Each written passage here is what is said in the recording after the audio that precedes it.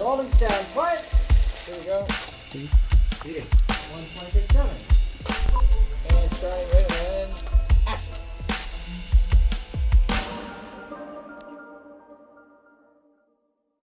Hi out there. Welcome to today's panel on the big screen. We're talking with three owners and operators of three venues in Fort Worth, three very different, unique, dynamic venues, each one kind of fulfilling a different niche in our community here.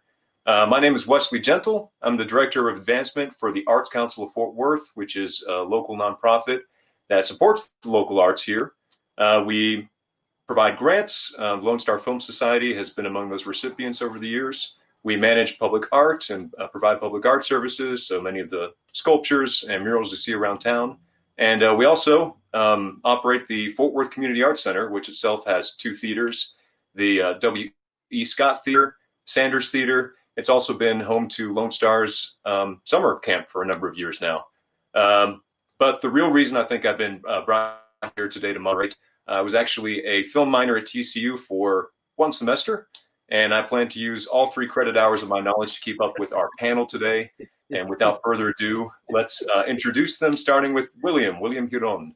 Tell us a little about yourself and your organization. Great. Thanks for having me.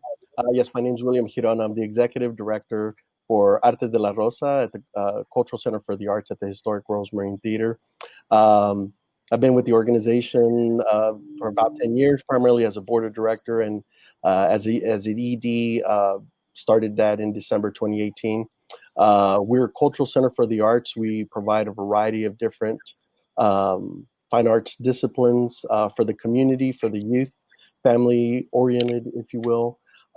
We manage the Historic Rosemary Theater, and we do a variety of different components from screening films, festivals, dance, performances, concerts, musicals, literary readings, community forums, and specialty workshops.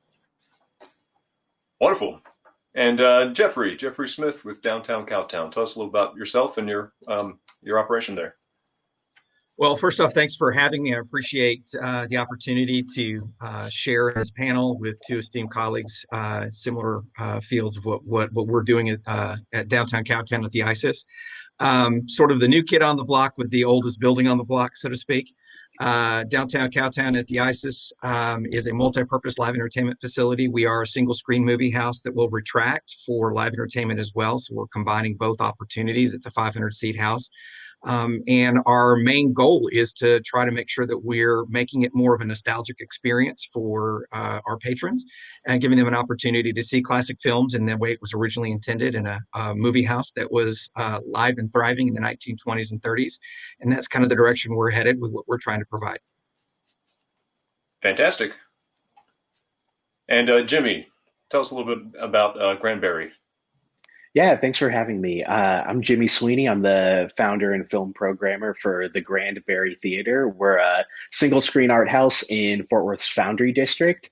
And we just like to screen independent, local, more under the radar films and provide a safe communal space for people to be able to talk about and engage on those.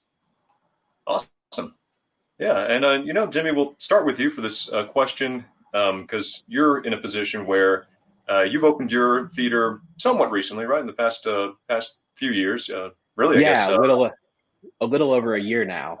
A little over a year now, and tell us what it's like to operate a theater in Fort Worth, and why Fort Worth? Why did you choose to set up shop here? Yeah, that's a great question. So. Fort Worth really has a backbone in the arts, especially with the museums that we have. Musically, we have a really great music scene, and we just felt like film was another extension of the arts that Fort Worth didn't have a dedicated space for. So really, this just came personally from me wanting to have a different kind of movie experience and a different kind of theater going experience and be able to see films that I was either missing out on or having to drive to Dallas to go see. And so our goal was just to create a more communal and welcoming environment where people could come watch movies that really most likely have a message that's very relevant to life today and life in Fort Worth, and be able to engage with hopefully people that look different than them or are from different socioeconomic status from them, and be able to have that conversation about what that movie says about living in our community right now. And so that's really what drove our decision to start the Granbury. And being in Fort Worth, we just have such an incredible community that really values small local experiences. And so getting to feel the community come behind us and get on board with a lot of films that they haven't been exposed to before has been really great. Awesome. Yeah. And let's see, Jeffrey, so you're actually looking to open fairly soon. Y'all haven't opened the doors for the downtown. Not yet. Yeah. Not yet. But what was it that drove you to take this plunge and open up this theater in this historic location, and why Fort Worth? Why this city in particular? Well, again, I think that's a great question as well. And for me personally, I'm a Fort Worth native. I moved around a lot after, sort of in those middle years. I went off to the East Coast doing some professional work, trying to do professional theater up there, and worked my way back here. This building has been here since 1914. It's got such a significant, tremendous history that's part of Fort Worth, which has always been a passion of mine. The fact that that building has just been left dormant since 1988 just really hurt my heart, that I couldn't stand seeing such a beautiful structure with such a rich history being left to its own demise, for lack of a better term. So it became one of those things where my wife and I sat down, we talked about where is it we really want to be? What do we want to do? And without hesitation, I said, this is the place, this building, the connection that it has to Northside, the connection it has to Fort Worth as a whole, to the stockyards with their international visitors annually. I just couldn't think of a better place to be, and being able to bring something that had such a rich history and be able to bring that back to life and provide people that same opportunity that once existed, really getting a chance to go back in time and experience what it may have been like in the 1920s and 30s, whether it be with live theater or acoustic performances or with a classic film, that you're getting a chance to come down to, again, another rich history area in the Fort Worth Stockyards. Catch a Western and, drink a beer and walk down through, take a step back in time. So it became very, very important to me that we really brought this thing back to life, so that it wasn't just sitting there. And I think everybody can agree that that building's been sitting there for so long with nobody touching it, and it really needed that TLC. And I'm so honored that I have the opportunity to be the one to do that. And we've taken painstaking efforts to make sure that we are as historically accurate, as close to the pieces that we had from before.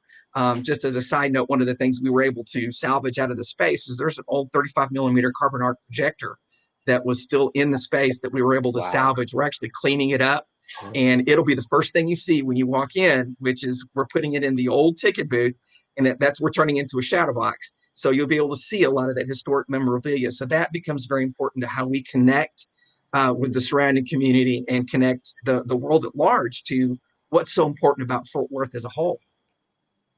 That's unbelievable. Wow. And William, you're actually in a position, so speaking of rich history and historic facilities, the Artes operates the Rosemary Theater, which has an amazing history.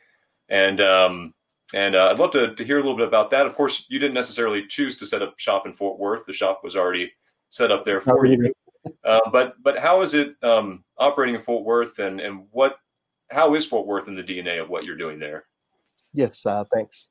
So Jeffrey, some great things to come. I say this because we're down the street from each other.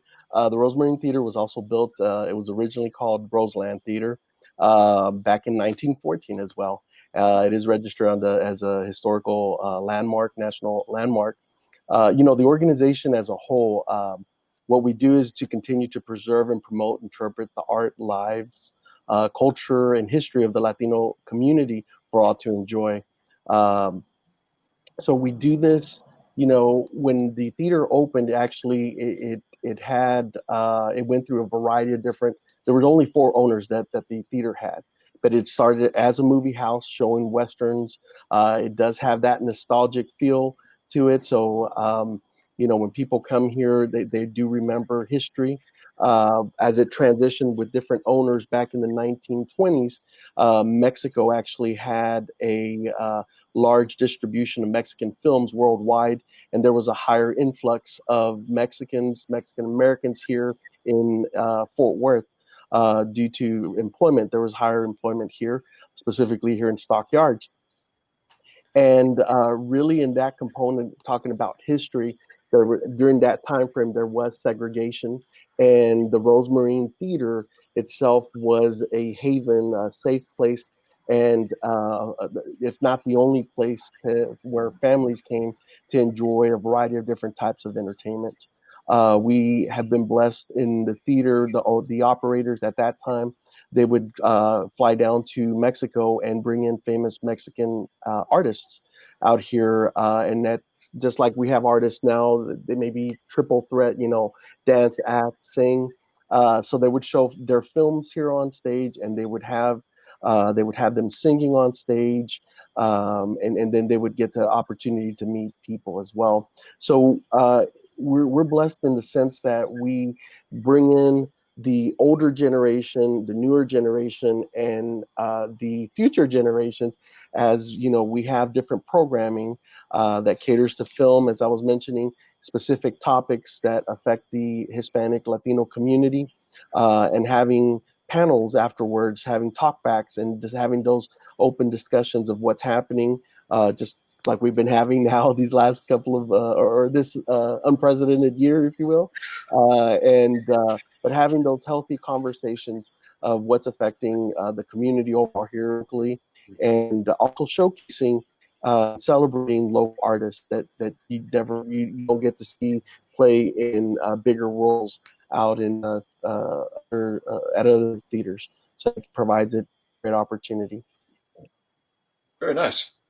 Yeah, and actually, Jimmy, that really makes me, what William was just saying, makes me think a little bit about your organization. Your theater's named for 2 different theaters, each that were serving different communities in Fort Worth. Can you tell us a little bit about where you got that name from and what that kind of informs about your theater? Yeah, definitely.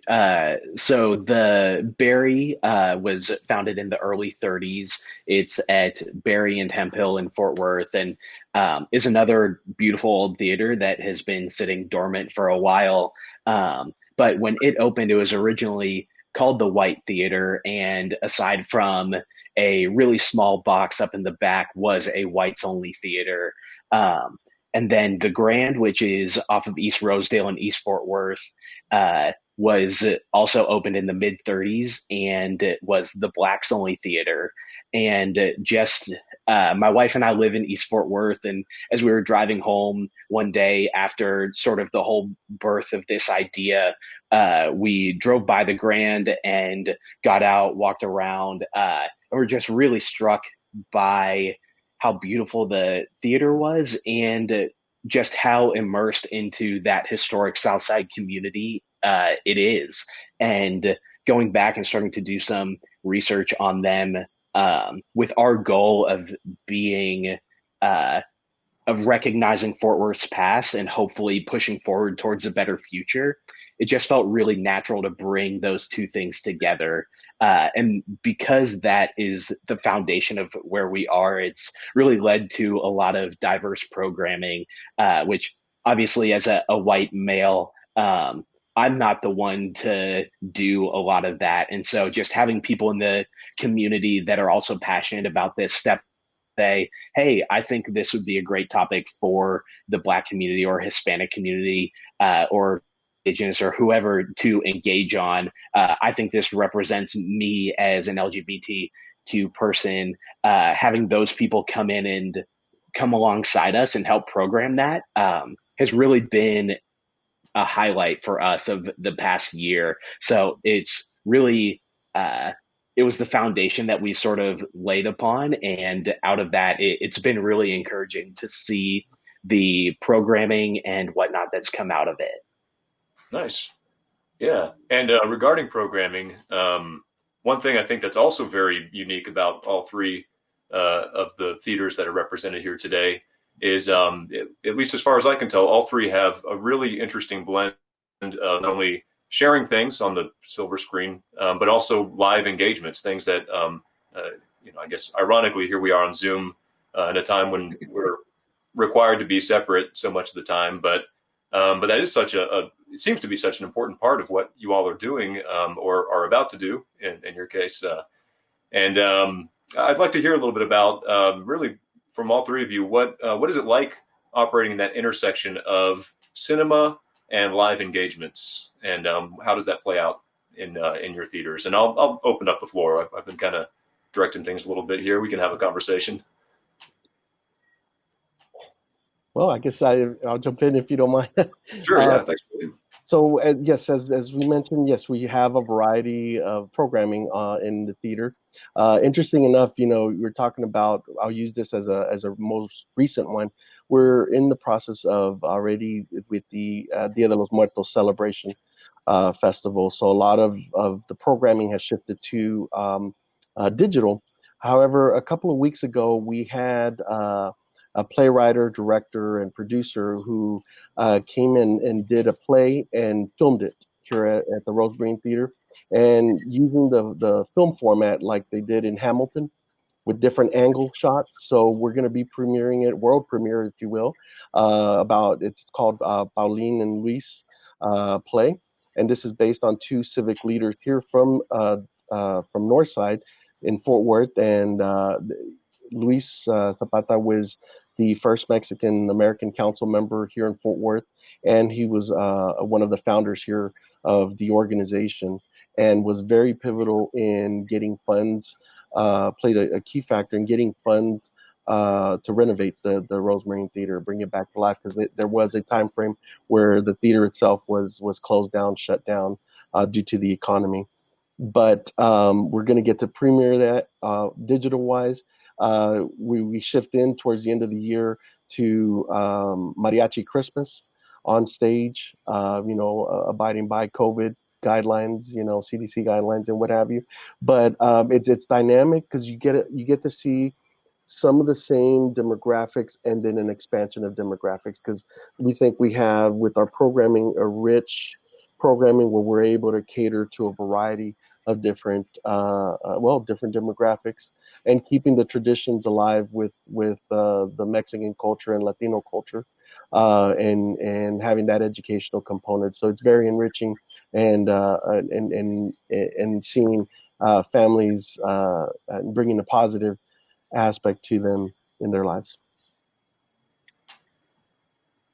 Well, I can definitely echo his sentiments a little bit on that as well, with what we're going to be trying to provide, because one of the biggest things I think both these gentlemen would agree is that we're about arts exposure, and we're about arts advocacy, and we want to make sure that that process continues and flourishes. We all see how important that is, whatever medium it may be.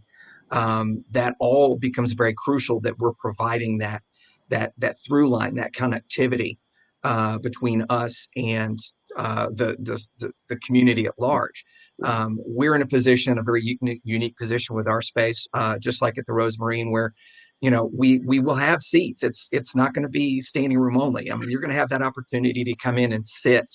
And yes, with the CDC piece, I think one of the things that's kind of presented itself is now we're looking at longer residencies, perhaps, where people are having an opportunity to do more shows, so that they're getting more exposure, smaller audiences, but they're still getting the same number overall as it is, but also from the same standpoint that we do have that versatility, that ability to share everything from opera to comedians to Hispanic heritage to LGBTQ issues, whatever it may be that we're able to provide and present, and really create that conduit is really what's important. I think it is to me to making sure that we're providing that opportunity for everyone else as well as they come into the space.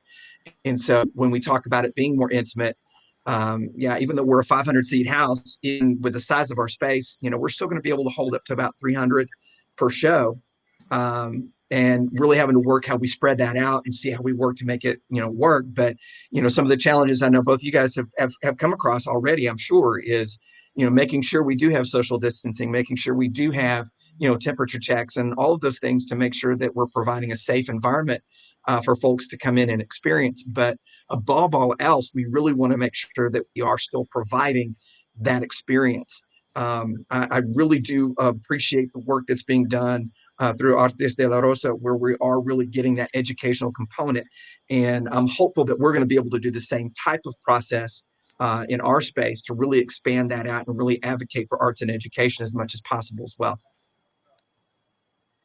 Yeah, we do the live space a little bit less, but the niche that we've maybe found is a lot of local artists who, they can't afford to rent out a bigger space to put on a show, but they want to expose themselves, whether it's just to family and friends or opening that up to the broader community. And so we've definitely found a little niche there where local artists are just trying to have an affordable spot to go and showcase themselves. And so that's been really encouraging and awesome to see how people are willing to come out and support someone they haven't heard of because they're, just somebody trying to create something. And I think encouraging creators like that with spaces like something that's really perfect. Well, I will say though, I mean, you're downplaying the live performance thing, but one of my biggest regrets in life is not going to the Charlie Brown Christmas broadcast y'all did with the live jazz band. Like, I'm going to take that to my grave that I missed that. So we had a lot of fun with that. Hopefully next year, Rich Malloy's a great local artist, and that was a lot of fun having him put that on. So fingers crossed that next year we'll be back on track for that. Yeah, I'll be there. But you also have a really beautiful mural right outside of your location. Yeah. What? Tell me about that. So that was actually commissioned by our landlords. It sort of overlapped right at the same time as we were starting to build out our space. But it's massive. I'm going to butcher the dimensions of it, but it's something like 80 by 24. And it is super vibrant and colorful. And for us, it just feels really natural to have something like that outside of our space. We feel like it represents us in a lot of ways. So it wasn't something that we planned on, but it feels like a really happy couple that just sort of happened. Fantastic. Yeah. No, I think in all three cases, it is so telling to see all the different ways that the arts kind of present themselves in these spaces or are about to present themselves for you, Jeffrey.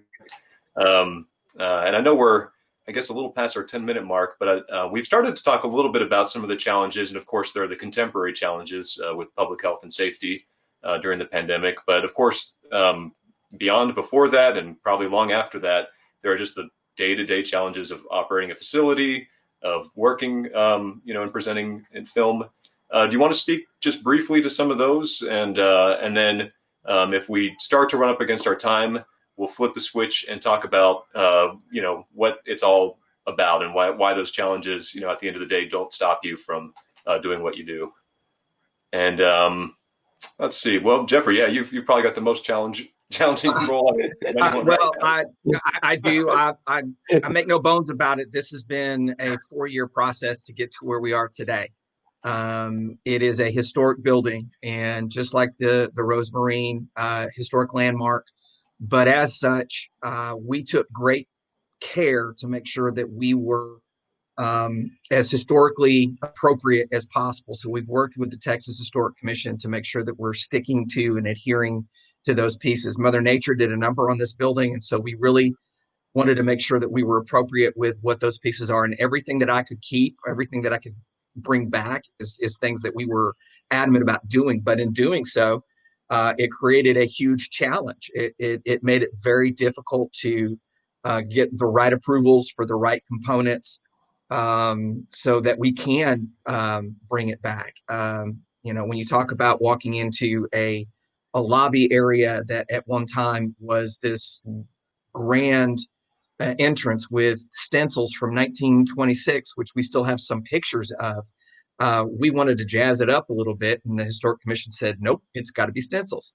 So we're going back and figuring out how to do those pieces. So that's just a simplistic example, I guess I could say, but there's logistical things like that have made it relatively challenging in order to get us to where we are today. I'm just absolutely thrilled that I'm sitting here with you, talking about us being open by next year, by the end of this year, actually, and being able to plug in and really just to start building on what this will be. But when you start dealing with renovation and trying to make sure that you're doing everything right, there's always something that comes up. I mean, it just takes over my day and takes over what's going on in order to get us to where we need to be. So it is a constant challenge, and it will be up until the time the lights go on and the doors go open. So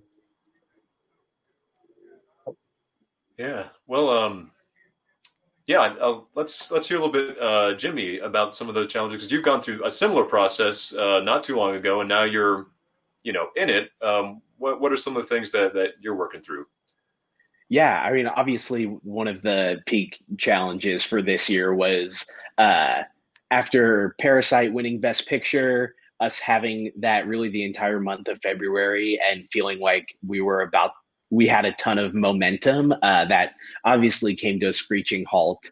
But I think the biggest challenge over the last year in general that we've seen is how do we make what we're bringing into the theater sound like something that you need to come and see. And if we've got it on the screen, then we believe that it is important and meant to be watched, and probably meant to be watched around other people where you can have a conversation about it. But a lot of the titles that we bring in there's a reason they're flying under the radar. Whether that's just because they're lower budget, less marketing opportunities. And I would say one prime example last year was a film we had last October called The Day Shall Come. Really incredible film with entirely Black creative team, Black director, starring a Black cast, plus Anna Kendrick. And it really was just a phenomenal film that hit on police violence and it occurred right around Tatiana Jefferson's murder. And it felt so relevant. And I think that week we had like 12 people total come and see it, which is fine. I'm great. I'm happy that those 12 people got to see it. I hope that it's on Hulu now, and I hope more people have found it now because of that. But that's sort of the thing we face, is when we're bringing in a title that's not from Amazon or A24 or Neon or one of those studios that has a higher marketing budget.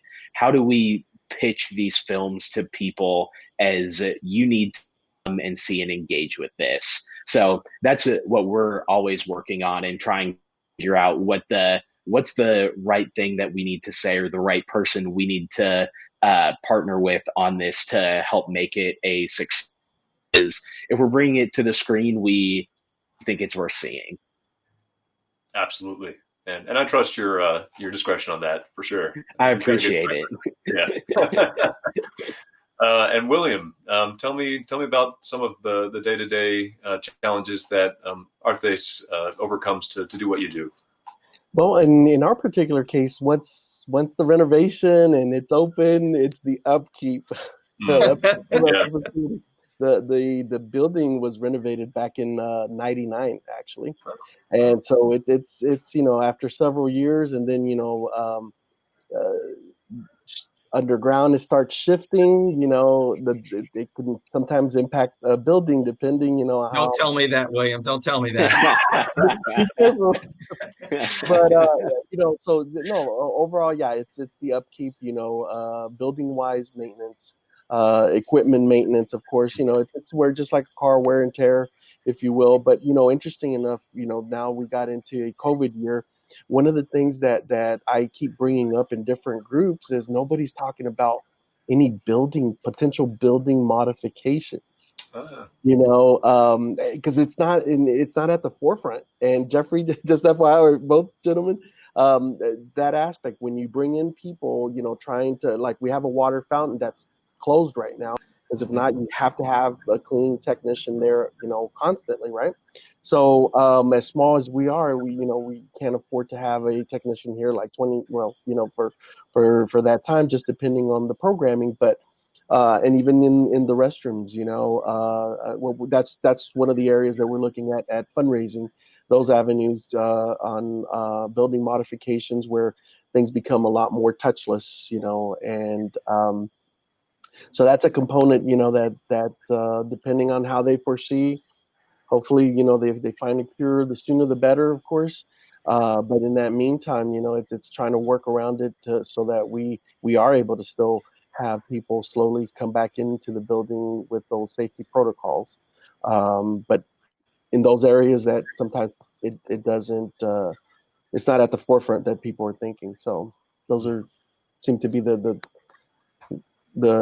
areas of challenges currently. Absolutely. Yeah. Well, we're probably past our time. I'm not totally sure, but I don't want to leave on the note of of building woes and marketing challenges. Really, at the end of the day, there's a reason the three of you are on this call with us, and I'd love to hear just 30 seconds, a minute. Why keep doing this? What does it mean? And what do you personally get out of it? What does it mean to you? And William, let's start with you. With me? Yep. Oh, okay. No, well, for me, it's the passion. I have a big passion for the mission of the organization, a passion having learned about the rich history of the Rosemarine Theater and making that impact with the community, a positive impact, especially in these times, even more so. The arts is heavily needed, and I think the arts is it is also going to be very therapeutic. It's an assist on that social emotional level, and connecting people, however the facets or disciplines it may be. And we have a saying here that we always tell people: come and experience Artes de la Rosa and be part of nuestra familia. So bringing it together, and we're inclusive of everyone. So yeah, I love your familia. Thanks for letting us be a part of it. And Jeffrey, what about you? I have to echo what William said on passion. I'm very passionate about what I do. I'm very passionate about the arts. I'm very passionate about theater as a whole. I think it has such a rich history of itself that the fact that we have this wonderful, unique conduit that is the historic ISIS Theater, that we can feed that back into the community. I think that is it's priceless. It's priceless to me. I couldn't imagine being anywhere else, doing anything else. This really is, it's me on a plate, for lack of a better term. It's everything I've ever wanted to do. It's everything that really helps to advocate for arts, provide a showcase for all art forms, to connect to the surrounding community, to build on the importance of what the arts can do, be it, I'm not going to get on my high horse about the improvements in education that it provides, which there's a ton, but I will say that not just there, but the balance that it creates within everybody's lives, it just is something that can't be without. And I want to make sure that we are there to provide that opportunity and that outlet on a regular basis.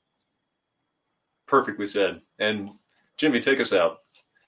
Yeah, I think for me, film has always been an escape. There's just something so special and unique about getting to go to a theater and really immerse yourself, turn off all distractions and immerse yourself in what is happening on screen. And I just love being able to be someone who gets to showcase that. I think, like William said, having that space to dive into, especially right now, is just something that is so important and so needed. And so getting to be that space where somebody who traditionally hasn't seen themselves displayed on screen in a way that they think is edifying is something that is just so valuable and important to me. And getting to be a place where that happens is just something that is so humbling and honoring. And so we love getting to do that for Fort Worth, for such a special city. And yeah, through a really tough year, that's what keeps us going. Yeah, well, you all keep the arts in Fort Worth going in a really important way. And I hope everyone that's had a chance to watch this has learned a little bit and is compelled to learn more. There's so much further, so much more depth to everything you were doing. And I really do encourage folks to not just, stop at the website and the social media, but to step into your venues and experience it for themselves, because there really is so much. And I've personally gotten so much out of the limited interactions I've had, and look forward to spending more time getting to experience everything y'all have made possible. So thank you so much for your time today. Thank you for what you're doing all the time. And I really do hope that the challenges of today only lead to successes tomorrow for all of you. Thank you. Thank you so much for having me.